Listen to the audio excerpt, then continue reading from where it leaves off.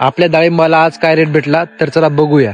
राम राम मंडळी, मी तुमचा लाडका भूषण चौधरी. आज सकाळी सकाळी आत्याच्या मुलाला नंदुरबार जायचं होतं म्हणून खाण्यासाठी डाळिंब घेऊन जात होता.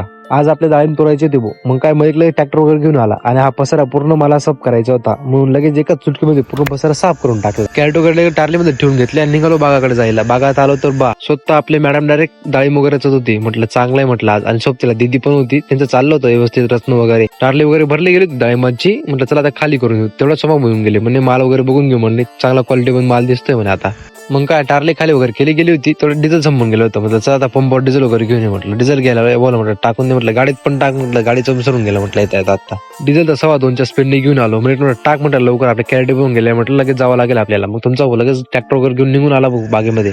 आधी कॅरेट वगैरे उतरून घेतल्या बागेत आल्यावर आणि निघालो होतो. पॅकिंगला माल कमी पडतो म्हटलं चला आता एवढी एक ट्रिप मारून देऊ म्हटलं. कारण की पॅकिंगला खूप माल कमी पडतोय आणि पॅकिंगला सुधीर होता म्हटलं चला पॅकिंग किंग असल्यावर माल कमीच पडणार आहे म्हटलं. आता दुसरी ट्रिप घ्यायला गेलो तर लगेच पाऊस एवढा जोरात यायला लागला म्हटलं अशात काही जगू देणार नाही म्हटलं या वर्षी.